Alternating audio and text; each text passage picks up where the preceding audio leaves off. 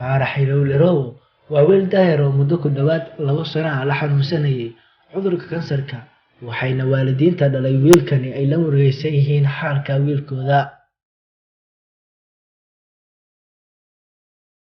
Waxayna ay sheegeen in dalka gudihiisa wax looga qaban waayay, sidoo kalena qoyska dhalay Faarax waxay ka soo barkaceen deegaano hoos yimaada magaalada Baydhabo.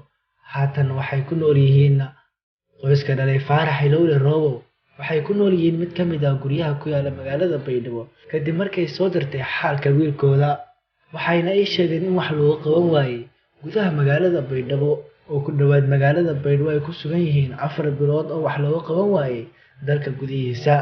Hooyo Sukari Warqab Cali ayaa ka dalbatay dhammaan muslimiinta ku nool daafaha caalamka inay la soo gaaraan gargaar caafimaad. Bismillahirrahmanirrahim. Waliyaal unagu ajiisa maamul afar bilood ika dheer gabadha teel joog gabal roob inteen joog baadiika sheeni yaa inta musaafirka la aha inteen inta ma unugi yaa wal maal inta taafado waay taafdari in dhimadahay farsan unugi wararku goorti sida ka dhibaateen in dhibaateysina waran ma qabadona waay waliyaal muslimiinta yaa inta la Muhammad wal nool ee jooj ee ku goobay yaa fadaay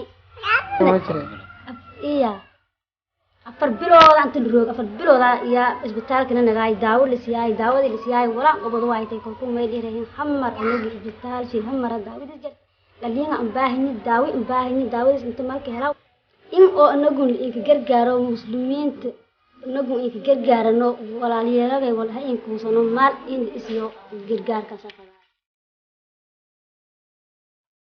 Aabbo Hilowle Roobo oo ah aabbaha dhalay wiilkan xanuunsan ayaa sidoo kale isna dalbaday gargaar caafimaad in la soo gaaro.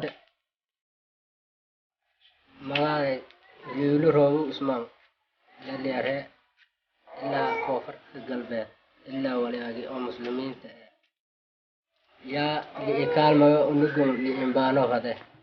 Cabdullaahi Maxamed Musa Cabdullaahi Xafaani TV koonfur galbeed magaalada Baydhabo.